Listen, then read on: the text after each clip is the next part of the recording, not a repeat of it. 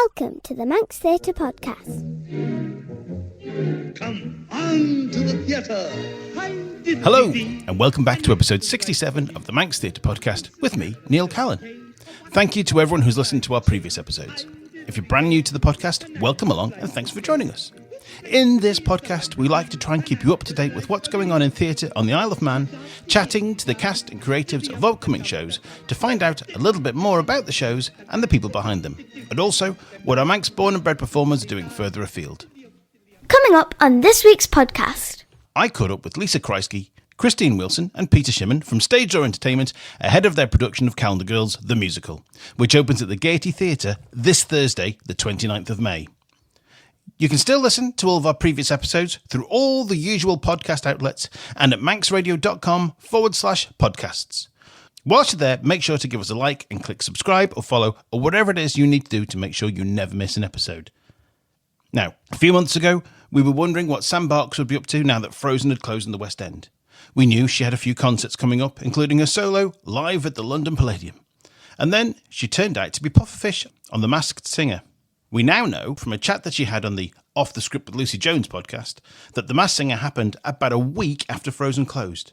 Also, her appearance on the VE Day 80th anniversary concert, it was revealed that Sam's actually practically 9 months pregnant with her second child with husband Alex Stoll. So we await news of the imminent arrival. The podcast with Lucy Jones is a great watch, and she also talks about her time on the Isle of Man, growing up, and gives a shout out to Dave Holland who helped her get started. I'll share a link to the episode on our Facebook page.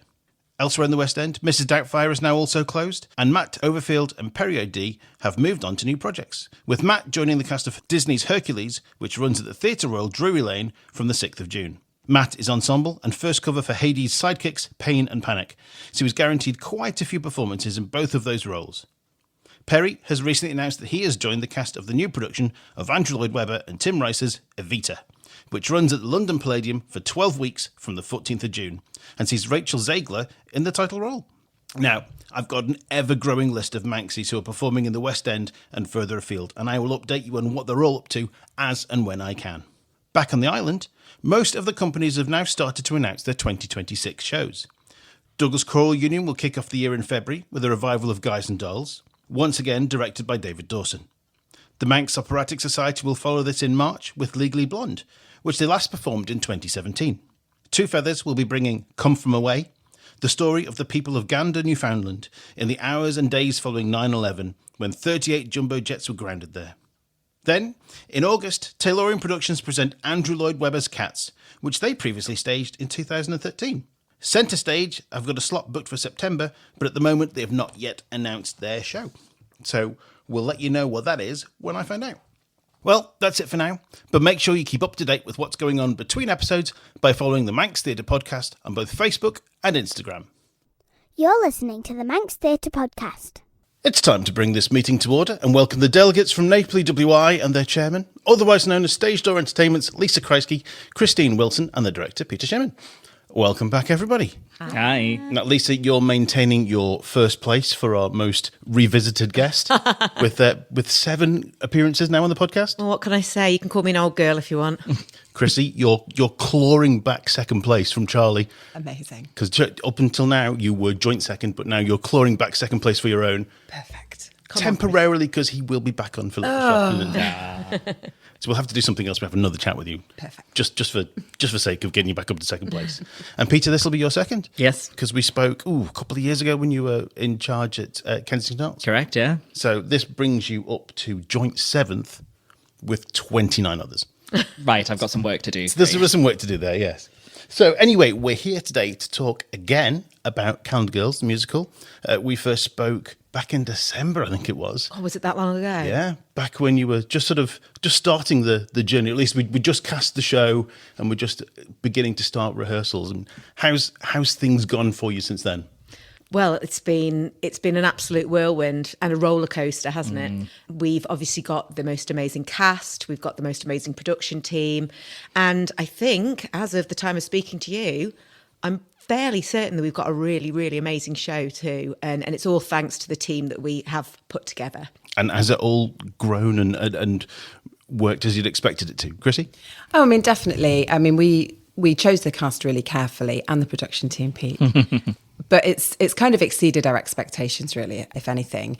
We knew that it was going to be, the story's amazing. We had heard the music and we really liked the music, but it's exceeded our expectations. And the kind of friendship and camaraderie in the group really, really echoes the kind of friendship and camaraderie of the ladies and gentlemen of Naples back in the day. Yeah. Now, we've said this many times that both you, Lisa and Kristene, you both share a brain and quite often share directing duties as well. One of you will be in it, one of you will direct, or you'll kind of do it between you. But this time, I guess, you're taking on two big roles. You've handed the reins over to Peter. Absolutely. We couldn't think of anybody better. Thank you. It's quite the compliment. Now, I know that when you were away, you did some directing, Peter, and I know you've been assistant director with Centre Stage quite a few times. But is this your first time in charge of the reins on a musical? First time in charge of a reins on a musical at the Gaiety. Yeah. I did shows when I lived in London. My amateur theatre society in London had like a smaller kind of box theatre that we did shows on just off Fleet Street, so I like saying off West End. So yes, and I did How to Succeed in Business Without Really Trying, the musical, and Dogfight, the musical as well. And then before the pandemic, I was going to be doing a musical called Working. So yeah, I've some experience with musicals, but more in a black box rather than the kind of scale we have at the Gaiety, which is super exciting and slightly scary. So has it grown from your initial vision of what you'd sort of planned to do with it back at the start of the year? I think so, because I'm very fortunate to be working with a lot of very experienced people, and the actors are bringing a lot of their own ideas to things. The production team are adding into things. It's a very collaborative process. So I'm not really a firm believer that a director should come in and say, this is my vision and that's how it should be. It's been a really fun process working together on it. And I think the end result is going to be something quite special. It's been quite collaborative then. It's grown as you've worked your way through. I would say so, yeah. Say it, Pete. Say it's evolved. Oh, gosh. It's been very organic. No, there was only one rehearsal where there was a massive eye roll because we'd probably really annoyed you. A little bit too collaborative. Just the one. It's quite good at putting us back in our box. a lot of middle-aged women have a lot of ideas. I was going to say, has it been difficult to keep them all in their place? But it sounds like it's not been too hard. No, they've been very good to me, very supportive. And I think because everybody wants the best out of this show as well, it means that we're all working together. But certainly when it came to the nude scenes, I think the ladies were more relaxed than I was about it. So that was quite fun, yeah. And you've been ably assisted by Jem Last as well. Yes. So she's been doing all sorts of things behind the scenes. Jem is an absolute whirlwind, and her level of organisation is something else. You think you're organised until you meet Jem, really. Yeah. What that woman can't do with a spreadsheet is worth knowing. Wow. It's incredible. And like, obviously, I've been friends with Jem for years. We all have. Chrissy's, you guys have obviously worked with her at Centre Stage, but I've not really worked with her in sort of a production sense. And I've never seen anything like it. She is, we're keeping her. She's ours. I said we're going to put her in a drawer. Oh gosh, we need to do such and such a thing. And Jen will say, oh yeah, I've done that 3 weeks ago. Brilliant. Okay, thanks. Excellent. Great. Thank you. Love you. Bye. So she's been well on top of things all the way throughout then, yeah. Amazing. She's brilliant. Absolutely brilliant. So hopefully she'll make things nice and easy coming into the theatre this week then. That's what I'm hoping for. Yeah, me too. Me three. I mean, like I said, this morning is Sunday the 25th of May. It's the start of let's just say mental period for you guys, because you've literally got about 3 days in the theatre and then you're on. My stomach's just actually come out of my mouth. Sorry.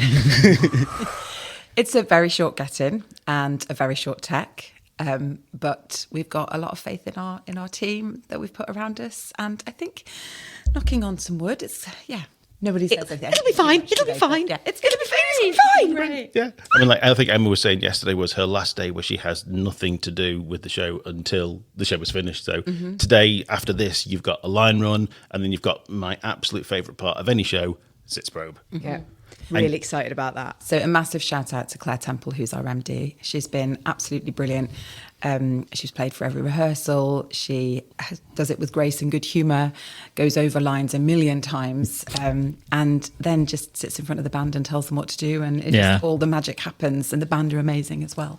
So, yeah, it's exciting. Can we times. just check the harmonies on that one once again? Why don't you just try doing it like this? Like it's written. It's nice, but that's not what's unwritten. Yeah. But actually on the band, we heard one of their rehearsals last week, and it's quite a small band. Yeah. We've only got six musicians, but the sound they make is absolutely astonishing. I mean, I'm always blown away by how talented musicians are on Ireland anyway, but these 6 individuals that we've got are absolutely astonishing. I can't wait for everybody to hear it. Can we give them a bit of a name check? Okay, so obviously we've got Claire Temple Yep. as our amazing musical director. Then we've got Gareth on keys. We've got Jay on drums, who's just phenomenal. Oh, he's brilliant. And everything else that Jay does. Rhino on trumpet and cornet, who is just beyond belief.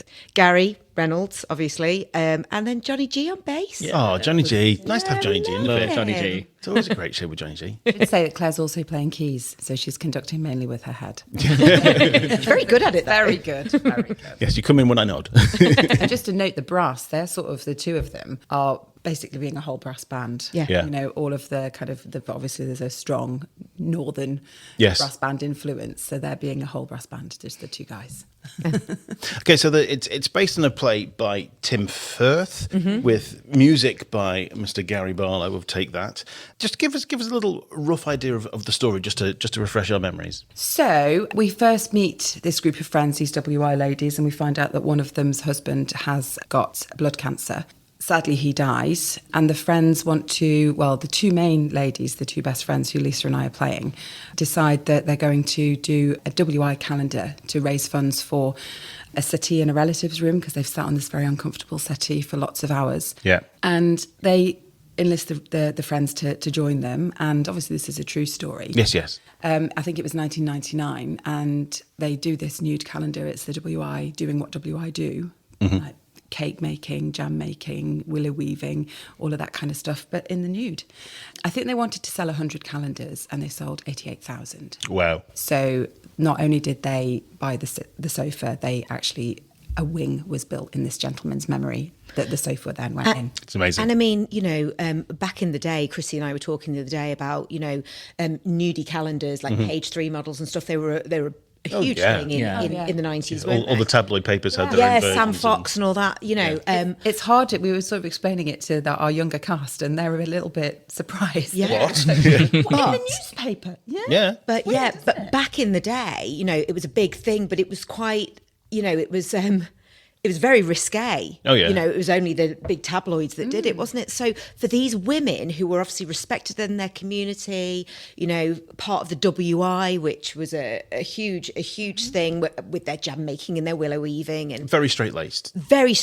for them to go, we're going to do a nude calendar. It was so brave and so risque and so out there that I think nowadays sort of nudity is a bit more acceptable, isn't it? It is, but back then, I was actually looking at the original calendar the other day, and ours is a lot tamer than theirs was. The one that we actually did a Manx Calendar Girls calendar to raise more money for the Big Manx community charity, and ours is we like to say it's very tastefully done. You can't, all the rude bits are covered, but theirs was a lot more risque. You see a lot more on the original WI calendar. And so just think these ladies are so inspirational and so powerful and so, I don't know. It's about being a role model as well. They were obviously this kind of rural parishioners, they're described as, but they're role models, they're mums, they're sisters, they're aunties, grannies even. Teachers. Yeah, absolutely. And to do that and to do it obviously in the name of charity, but it was inspirational, definitely. And speaking of charities, you're raising funds for It's the Big Manx community. Big Manx community. Every penny will go back to people on the Isle of Man, every penny that we raise. So obviously this is a passion project for us. I've talked before about my husband actually having a cancer diagnosis, and we just felt that there's no way we could do something that was such a feel-good thing and make a profit. We had to donate it back it's every penny's going back to the Big Manx community, and it will stay on the Isle of Man. Fantastic. And I mean, a massive part of that was being able to donate all our proceeds to the Big Manx community is like, we've got some amazing sponsors for our show as well.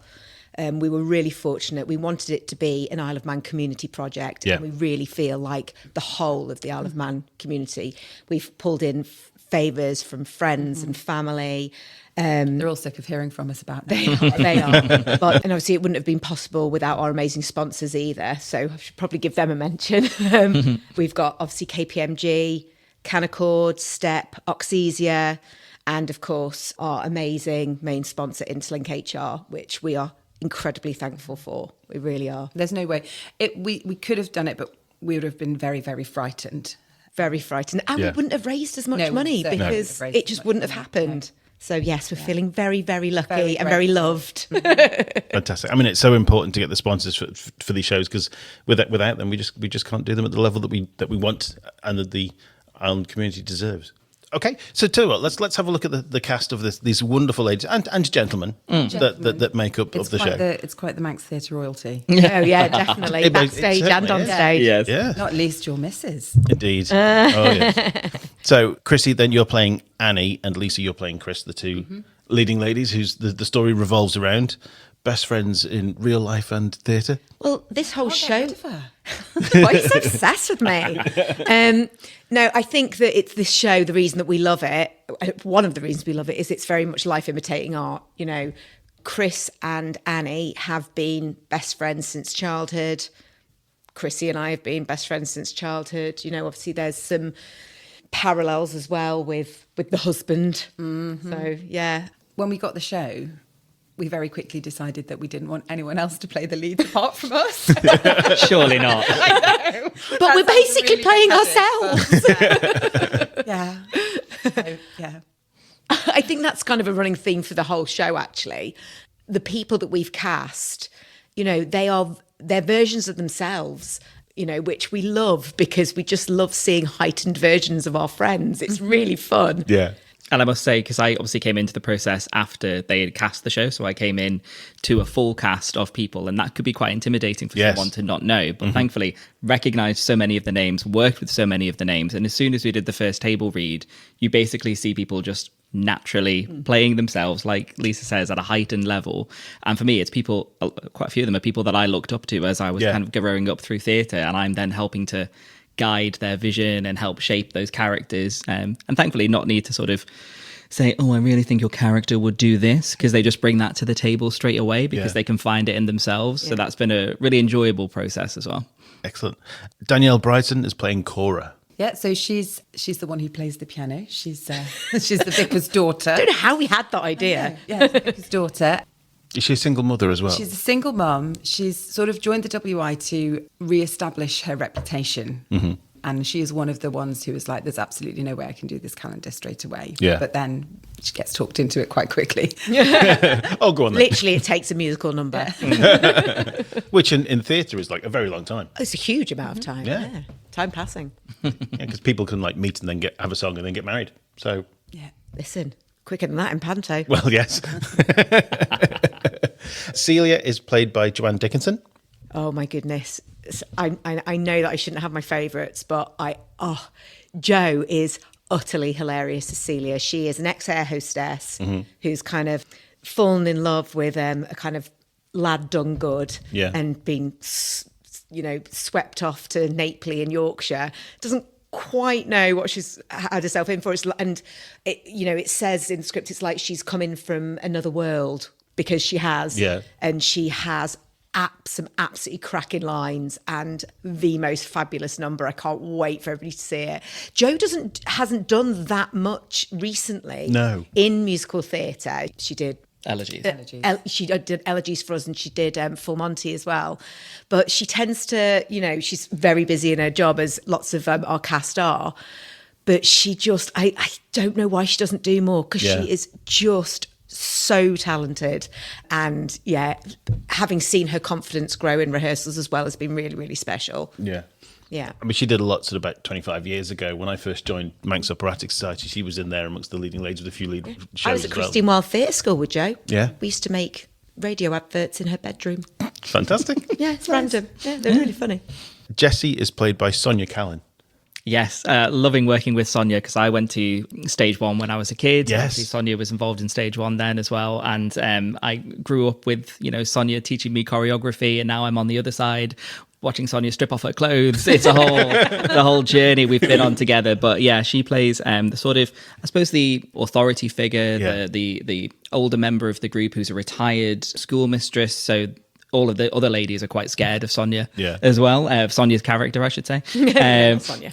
And her character in particular has some really sharp, sarcastic, dry lines that like cut through really, really well. And Sonia plays that to a T. And she has a real standout number in the second act as well. It's just great to see someone who's so experienced and so good at their craft have a real chance to shine with it. It's really nice. And she's knitting.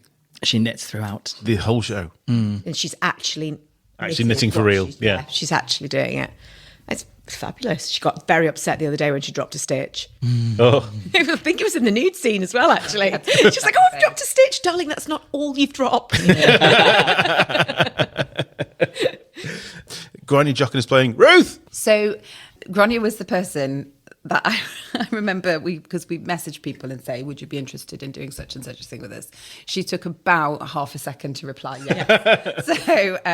So she was on board from the absolute outset, didn't even need to think about it. And her character is actually, she's the one who probably is least like her character because her character's the wallflower. Right. At the end, though, she's very like Gráinne. Yes. She finds her confidence and she finds, she's downtrodden. She's not Gráinne, the character. She's downtrodden and has this husband who isn't very nice to her and cheats on her and sort of uses her as a bit of a human doormat, really. And the calendar makes her realise that she's better than all of that. And she finds this true friendship with these ladies and a confidence to be on her own and to tell him to sling his hook. So, and Gráinne plays that to an absolute T. She's fantastic. Marvellous. Emma Callin is Mari, the chairman. Oh my hilarious. goodness. Oh, do you know, considering what a wonderful, kind, charismatic woman your wife is, she plays Mari absolutely beautifully. Mari is like the chairman of the WI and she's very straight-laced and she is the one who almost makes the calendar not happen. Yes. She's kind of the villain, I guess. Very much the villain, yeah, absolutely. Which is very out of character for Emma. Yeah, but the way she plays it is so straight and so almost deadpan. My character, Chris, actually has an argument with her, and it's one of my favourite scenes because it's so difficult not to laugh because she plays it with such vigour and straightness, and it's just like, I can't cope because I know Emma so well. But yeah, it's absolute testament to her talent and her acting ability that she plays this vile woman so well. But I think the lovely thing about how the show's written is every single character, men, women, the teenagers, they all have these wonderful journeys where they start isn't necessarily where they finish, and I definitely think that comes in for Emma's character Mari as well. I mean, having gone through the script so many times with them running lines and stuff like that, there's a lovely little scene. I think it must be in Act 2 where I think it could be the start of Act 2 where she's in the pub with the husbands and just sort of drops the little bombshell about the naked calendar. Yeah. Oh, did you not know? Anyway, see you later. Yeah. And the way she does that is it's heavenly. I love it. Yeah. Okay, so on to some of the men then. So we've got Howard Kane playing John, who is Annie's husband. Yes, that's right. So we don't see that much of John because unfortunately he passes about 40 minutes in. Spoilers. But spoiler. But Howard plays him brilliantly. He's the right measure of John is sort of son of a farmer, very stoic, doesn't use two words when one will do. But you still find so much affection for him because of the way Howard's playing him. I think sometimes that character, because it is kind of a more straight character, could be a little bit difficult to like. But Howard's playing it with such kind of charisma that you're really actually sad. Yeah. when it all goes I wrong. mean, Howard is fantastic, and he can do so much with so little as well. Because I think one year in one of the Easter festivals, he was in a play where I think he had like 3 lines of dialogue and still managed to win Best Supporting Actor. Sounds like I hate people like that. Unfair. Mind you, saying that, we've got a couple of characters like that in this show as well. Sorry to if you've got a certain schedule of what you but Kate Cowley and Debbie Gooding playing Mrs. T, Miss Coffee. the Miss Wilson. They literally say just tea and coffee. All they say through the whole thing is tea and coffee, and I'm sorry, I think they're going to steal the show. Yeah. Do you know, those two, they remind me of, if you've ever been to any of the Mad for functions, the 2 Vivians. They're the ones with the tea and the coffee. They do the raffle. It's them. It's them in real life. Yeah. I think also because Kate and Debbie are such good friends outside rehearsals, it really shows, and they're having so much fun with it as well, and I think that really comes through. Yeah. Rod, who is your husband, Lisa, that's played by Alex Duncan. Yeah, Alex Duncan. What can we say about Alex Duncan? So it's quite special to me playing opposite Alex. Obviously, we went to school together, but he also taught my son English and drama at primary school. So in our family, we've got a huge affection for Alex anyway. And then you meet him, and he's one of those people that just makes your heart grow 3 sizes. Oh, yes. His character is very much, so Chris and Rod, they're very much, how would you say it? They're quite heightened, they're quite high energy characters. Yeah.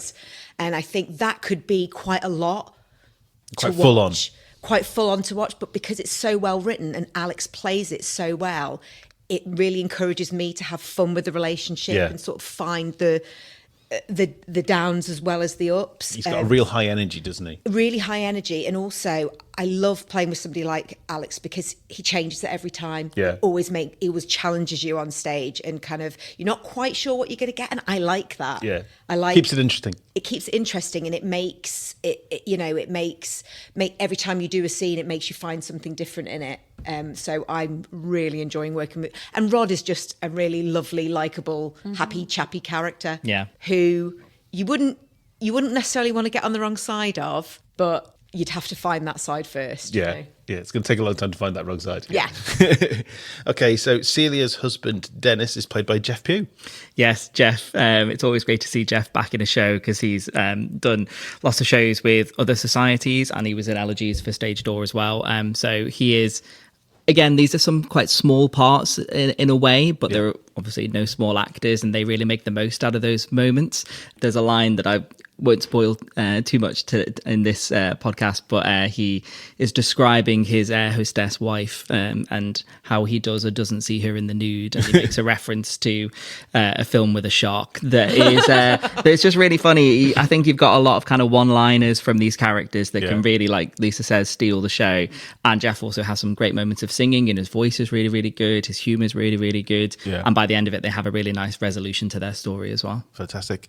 Rachel Braidwood is playing 2 roles. She is playing Brenda Hulse, the guest speaker, and also Lady Cravenshire.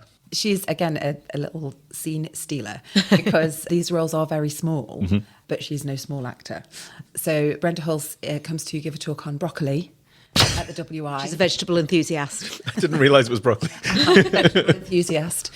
And then, by stark contrast, she's very much the lady of the manor when she does Lady Cravenshire. No acting required. No acting required. But have you got something suitable to wear for that, Rach? Yes, of course you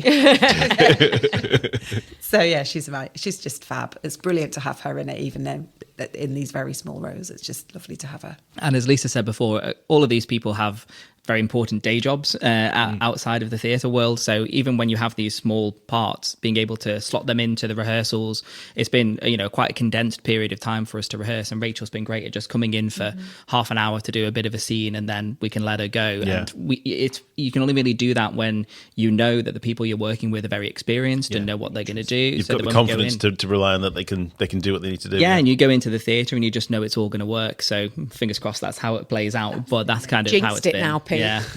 I mean, just you said there about, do you have something that you can wear for that? I mean, with this, because it's a contemporary piece, it's been quite easy for all for everyone to sort of bring their own wardrobe in. So And we're all playing ourselves or versions of ourselves. Literally. Yeah. So it's been quite easy, really, to costume. I think the hardest probably has been for Kate and Debbie, because they're playing these two sort of wallflower sisters. Yeah. And they're not wallflowers, but, I think they've managed to pull something together. I think they're just having so much fun with it. When you sort of say to somebody, "Oh, we'd like you to play these parts," I mean, all you say is tea and coffee. I think they thought we were a bit strange, but There's lots of singing for them as well. lots of singing, yeah. But I think that it just, I love tea and coffee. I think it's worthwhile mentioning on the costumes. I don't know if you're going to talk about the production side, but although it is most people wearing their own clothes, Jenny Halstein's done a really good job of pulling everyone together, working with Jem and me on kind of what all of the vision should look like for the show. Because, we'll have lots of things on our wardrobe, but you need to have an idea of what's going to work. Jenny's really good, again, at the organisation of pulling everyone together, making sure they know what they need. And she can have a great team of quick changes for some very quick changes at the very end of the show as well. There are a lot of mine and Chrissy's character especially have a lot of very, very quick changes. So she's been brilliant, kind of even in the rehearsal room, preparing us for that. And there's some taping going on too, which will be fun. Yeah, with this show, it's not just the costumes you're wearing; it's the costumes you're not wearing. Well, as exactly. Yes. I suppose one of the important bits then with the whole calendar is the photographer, who's played by Daniel Sebastian Gray, who's playing Lawrence, Who is just a joy. Dan's quite an unassuming sort of character in himself, and Lawrence is exactly the same, but instantly likable. He's got to come into this room of, it's a bit like Pete really coming into this room of middle-aged women and directing them and telling them what to do, and that's what Dan's character does. Yeah. So he's had a lesson from the master. Really, in let's just try it then, okay, and then we'll do it my way. But yeah, Dan is he's just so lovable. Yeah. And that's Lawrence, the character, is lovable and sort of shy and a little bit overwhelmed by all of these women and their naked bodies. Yeah. But just sort of gets on with it. And of course, he was the man, as well as Pete. The two men in the room when we actually did have to, and before we'd got all the props sorted and before we knew exactly what we were doing. And just that day, the first day we did it was, both of you, but Dan as well, that it with such good grace and good humour, and nobody felt weird. Yeah. And they were just lovely. Probably, like you I said, we were more nervous than the ladies were. They had a problem getting us to put our clothes back on. Yeah. It still continues to be a challenge. So no, but Dan is absolutely great, and it's just a joy to be with, really. Yeah, I remember Emma telling me there was a night where our son Daniel had to come with her to rehearsals, and he was messing around with something. She just went, "Daniel!" and Dan jumped up, like, sounds about right. Darren Webb is playing Colin, who is Sonia's husband. Yeah, Darren, I've known Darren now for years. And when I met Darren, we were sort of having a conversation. I think we were at a party or something. We were having a conversation. He was saying, oh, and I was telling him about a show that I was doing, whatever I was doing at the time. And he said, I used to do a little bit of acting. I'd love to get back into it. And so I think, I sort of encouraged him. I think it was something to do with the service players. No, that's right. No, he came and did Theatre Fest for us when we were doing Theatre Fest with the Arts for the Arts Council. And he just loved it. He was in one of our devised projects and absolutely loved it. And, we held on to him ever since. And now he's part of the team, and he's lovely. He's very good at sort of being a very good supporting actor, and a supportive actor. He's playing Sonia's husband. And again, like Chrissy said, it's a very small part, and it's very much supporting Sonia's journey and her character. I've just said journey again. I actually hate myself. But he's a brilliant addition to the cast because he doesn't try to take over a scene. He's there to support it. And I think that that's a real rarity in a lot of actors, especially amateur actors nowadays, who are just happy to be there and support and, be part of the team. I think as well, these husbands give us more of an insight into the women and the lives that they have. So the husbands, whilst they're not on stage as much, they you instantly recognise why that character is the way she is because of the relationship. Yes. Yeah. And it's that, that lovely supporting role, but it also, it gives more background And yeah, right, it comes from the fact that the way the guys and the ladies who are playing these smaller parts are approaching it is that they are all fully formed characters in themselves that make up part of this community, and like the ladies say, make up the stories of the 6 main girls. Because otherwise, if you just come on and say a couple of lines in order to move the story along, you don't get a lot out of that, and the audience doesn't get a lot out of that. All of these actors, all being very experienced and passionate about the project,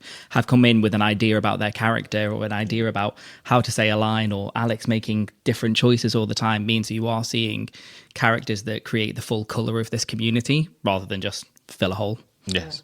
And every community has their youth. And in this cast, we have Tomo, who is played by Kieran Doherty, and he is Cora's son. He absolutely is Cora's son. He's a cheeky chappy. He, I think, has some of the funniest lines in the show. 100%. He eggs on his friend, who we'll talk about, I presume, in a minute. But he eggs him on. He gets, the two of them have like a real laugh together. And the audience goes with them. And there's a lot of kind of, I think, as an older person, there's nostalgia in watching these teenagers be teenagers. Spring Fate is a great example of that. That's a fantastic song. Yeah. So they're just, I mean, Kieran's just fab. And again, he's not on stage all that much, but the minute he's on it, you know, you don't want him to leave. No, exactly. Is it Kieran's character that thinks that Celia is... Yes. Yeah. It's a bit of a crush, bit of a schoolboy crush. He has a bit of a crush on her and feels very strongly that it's reciprocated. Yeah. I'm being groomed, man. I'm being groomed. Yeah. So, his lines about that are very funny. Yeah. So his partner in crime then, Zach Colgan, is playing Danny, who is Lisa and Alex's son. He is. He is. It's funny. Chrissy was saying the other day, seeing the three of us together, we look like a bit of a weird family. Yeah. Because I'm so little and the two of them are so tall. Yeah. It's almost like, you know, she is very much the mama bear. Yeah. But you know, they do tower over me. They are. But Zach, I find Zach, working with Zach, he's very reliable on stage. You know, there's no shakiness or vagueness about him. He knows exactly his character. He's very stable in all his lines, and he's another actor who gives you a lot on stage. So I'm really enjoying I've never worked with Zach before on stage.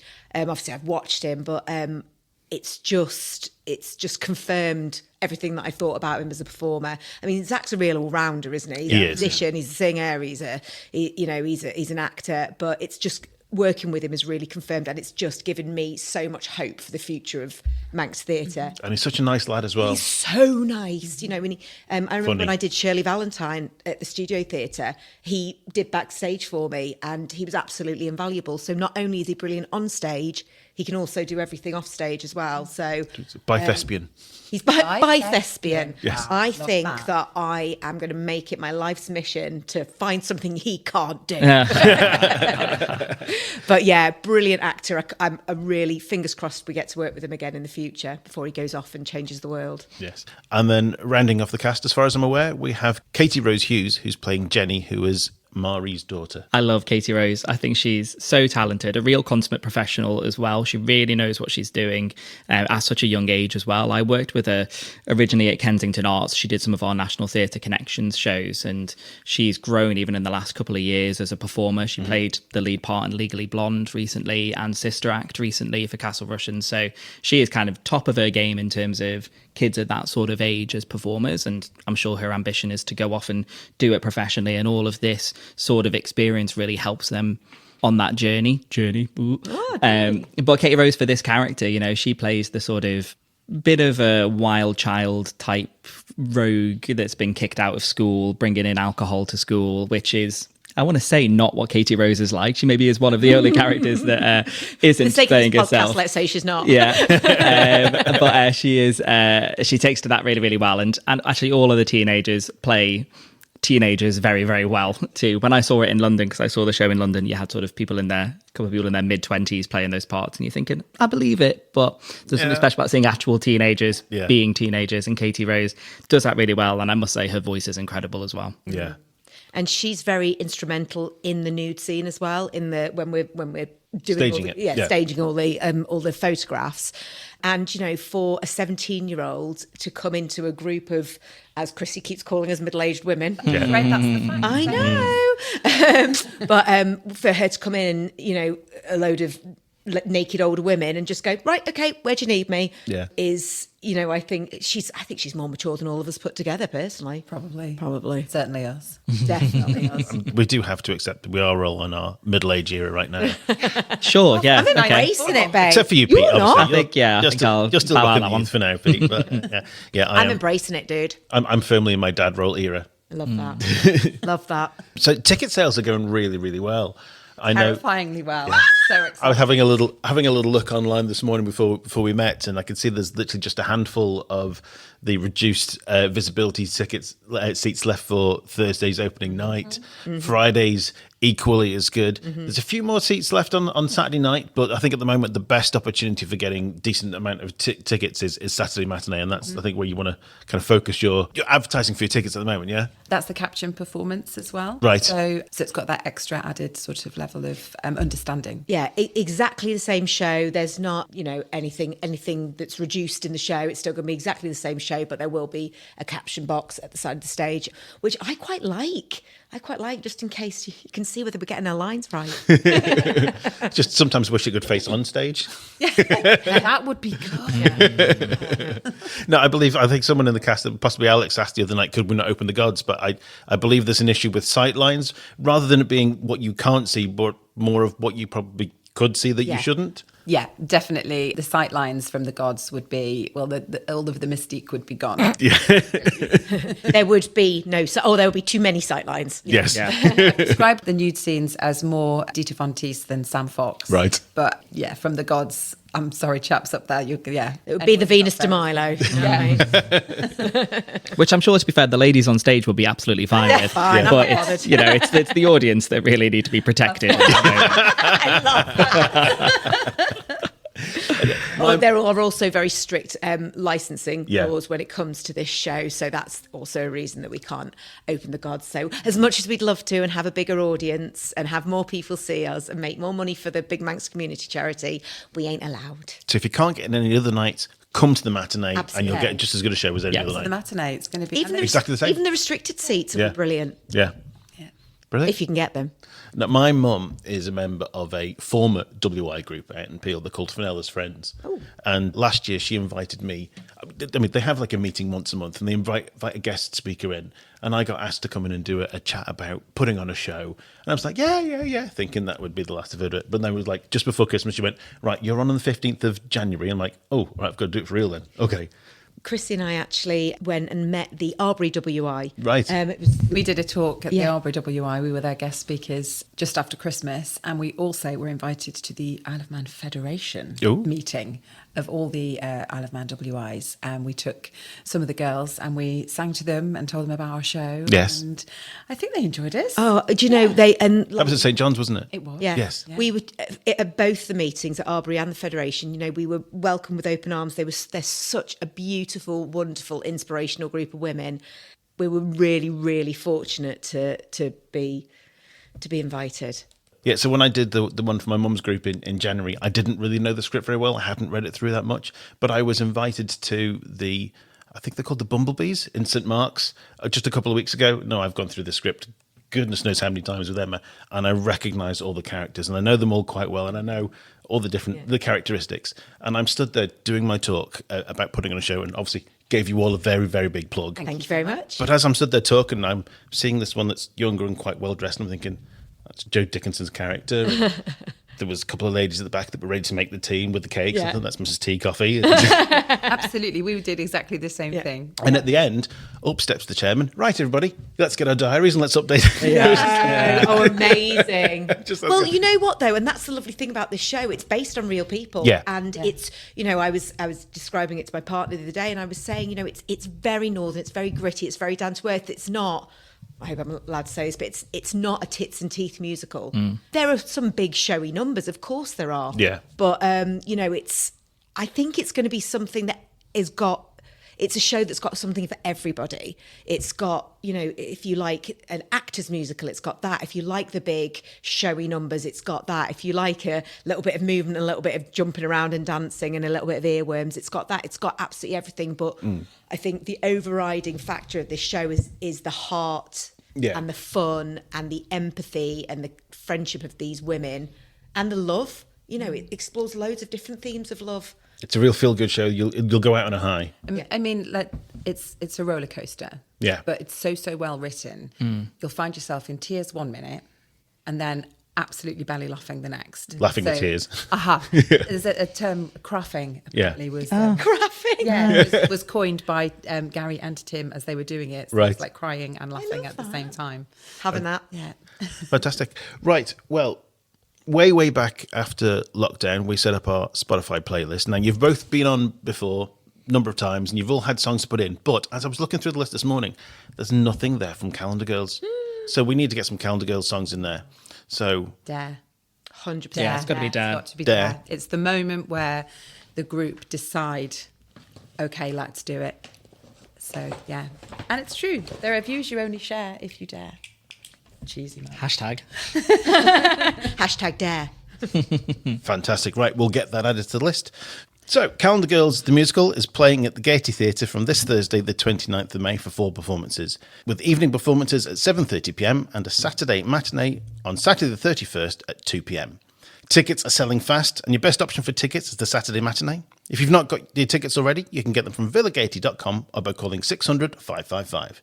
Chrissy, Lisa, Peter, once again, we wish you and everyone involved in Calendar Girls the musical all the very best for later this week, and no doubt we'll speak to you again soon. Thanks so much. Thank you. Thanks for having us. You're listening to the Manx Theatre Podcast with Neil Callin. This episode has been made possible by funding from the Isle of Man Arts Council. For full details of the funding available and the application deadlines, check out their website at iomarts.com. Right, let's have a quick look forward at what's still to come this year. First up, as we've already mentioned, is Calendar Girls the Musical, which opens this week on Thursday the 29th of May. The Arts Hub will be presenting the 25th Annual Putnam County Spelling Bee at the Ballacomune Studio Theatre for 2 performances on the 13th and 14th of June. The Service Players follow on with an adaptation by Leslie Darbin of Agatha Christie's A Murder is Announced. This Miss Marple thriller runs at the Gaiety Theatre from the 26th to the 28th of June. On the 12th to the 19th of July, Two Feathers present Little Shop of Horrors at the Gaiety Theatre, with Jack Divers as Seymour, Meg Walker as Audrey, Charlie Williams as the dentist, and myself as Mr. Mushnick. Obviously, we'll be catching up with the cast for a chat closer to the time. Taylorian Productions are next at the Gaiety Theatre with Charlie and the Chocolate Factory, which runs from the 31st of July to the 9th of August. Then, Edinburgh Fringe favourites Degrees of Error are bringing their touring show of Murder She Didn't Write, an improvised murder mystery, to the Gaiety Theatre on the 20th of September. On the 27th of September at the Gaiety is the Manx Last Night of the Proms, featuring 2024 Cleveland Medal winner Neil Taverner. On the 5th of October at the Villa, Stage Ed present The Musicals in Concert, featuring Stephen Palfreman and his West End chums, and students from their summer holiday stage school, bringing you all the hits from the West End and Broadway. Centre Stage Productions are bringing The Band to the stage of the Gaiety from the 10th to the 18th of October, all set to the backdrop of Take That's greatest hits. On the 1st of November at the Gaiety Theatre, we'll see another improvised show, this time a musical from The Showstoppers. With 15 years as an Edinburgh Fringe must-see phenomenon, a BBC Radio 4 series, a critically acclaimed West End run, and an Olivier Award to their name, The Showstoppers have delighted audiences across the globe with their ingenious blend of comedy, musical theatre, and spontaneity. A brand new musical comedy is created from scratch at each performance of this award-winning show, as audience suggestions are transformed on the spot into all-singing, all-dancing productions with hilarious results. The Service Players will be presenting Henrik Ibsen's A Doll's House, directed by Daniel Sebastian Gray at the Ballacomune Studio Theatre from the 20th to the 22nd of November. Then, before we know it, it's Christmas again, and Stage Ed are back with Cinderella, which runs at the Gaiety from the 19th to the 31st of December. So, there's still lots to look forward to this year, and I'm sure there are other smaller events that I'm not currently aware of that I'll fill you in with as and when they come to light. Well, With that, we bring episode 67 to a close, and we wish everyone involved with Stage Door Entertainment's production of Calendar Girls the musical all the very best for opening night and their run. Don't forget to check out our Spotify playlist by searching for Manx Theatre Podcast, and that's all one word. There's 114 tracks on there now, and that's almost 8 hours of show tunes to satisfy your musical theatre needs. If you have any events that you'd like me to talk about or promote on a future episode, you can contact me through the podcast's social media accounts or by email to manxtheatrepodcast@gmail.com. All that remains is to say thanks for listening, and I hope you join me again next time. I've been Neil Callin, and you've been listening to the Manx Theatre Podcast. Goodbye. The Manx Theatre Podcast, taking a look behind the scenes of Manx Theatre. And happier than actors alive for me.